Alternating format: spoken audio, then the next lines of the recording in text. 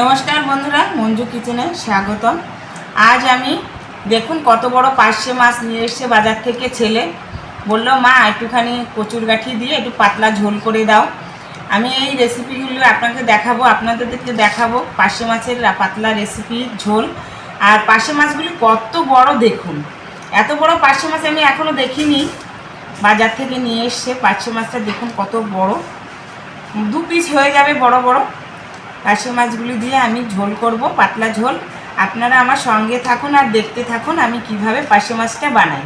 আর এটা এখন আমি কেটে নেব।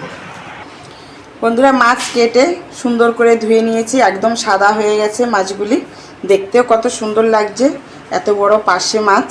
এখন আমি এটাকে হলুদ আর নুন দিয়ে মেখে নেব, মেখে ভাজা বসাবো, হালকা ভাজা করে নেব।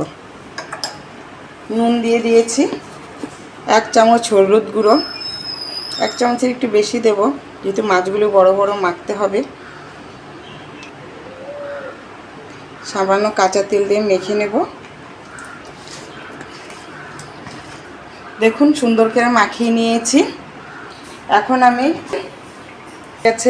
কড়াইতে আমি তেল দিয়ে দেব। তেলটা গরম হয়ে গেছে।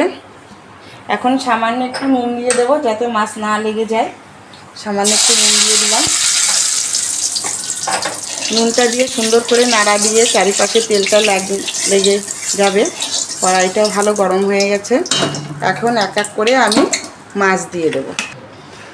এরকম মাছ দিয়ে দেব। মাছ দিয়ে সুন্দর করে সামান্য হালকা ভেজে নেব, বেশি করে ভাজবো না। বড় মাছ 3টে দিয়েই 4টে মাছ দিয়ে দিলাম।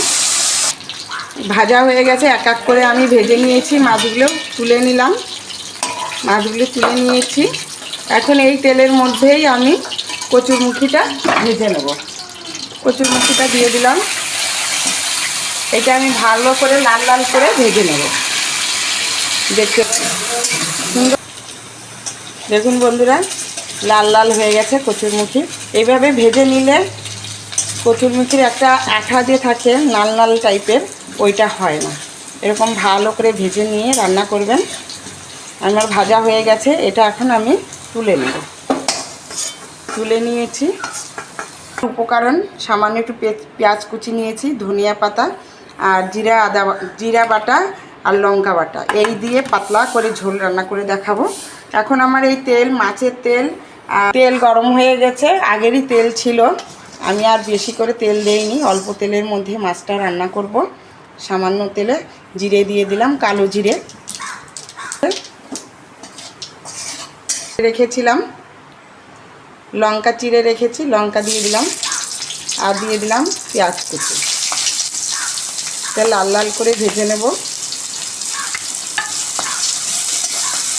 পেঁয়াজ কুচিটা লাল করে ভেজে নিয়েছি পেঁয়াজটা।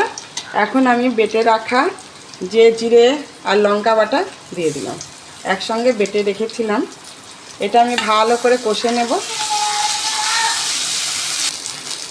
স্বাদ মতো নুন দিয়েছি, আর দিয়েছি হলুদ গুঁড়ো, 1 চামচ হলুদ গুঁড়ো, 1 চামচ হলুদ গুঁড়ো। কচুরমুখিগুলি দিয়ে দিলাম।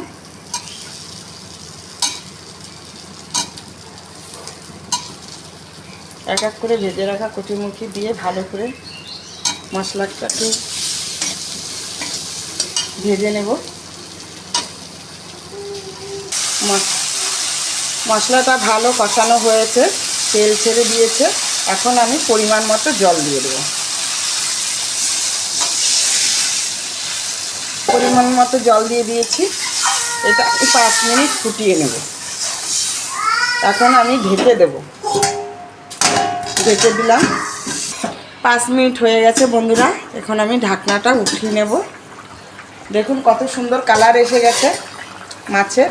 এখন আমি এক এক করে মাছ দিয়ে দেব। কচুরমুখি গলে গেছে, হ্যাঁ কচুরমুখি গলে গেছে। এখন আমি এক এক করে মাছ দিয়ে দেব। ভেজে রাখা মাছগুলি দিয়ে দিলাম।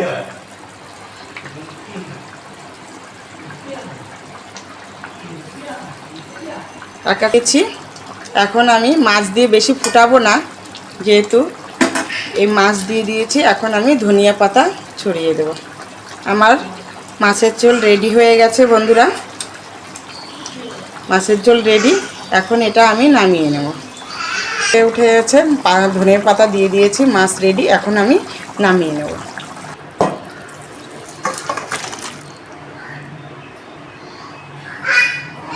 পার্শে মাছ গাঠি কচু দিয়ে পাতলা ঝোল দেখুন কত সুন্দর হয়েছে।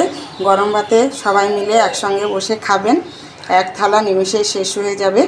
আর এভাবে আমার রান্না ভিডিও পেতে গেলে সাবস্ক্রাইব করবেন, আর সবাই কমেন্ট করে জানাবেন যে আমি কিভাবে মাছটা রান্না করেছি। এভাবে রান্না করে খেয়ে কমেন্ট করে বলবেন কেমন হয়েছে। সঙ্গে থাকবেন। আর ধন্যবাদ বন্ধুরা।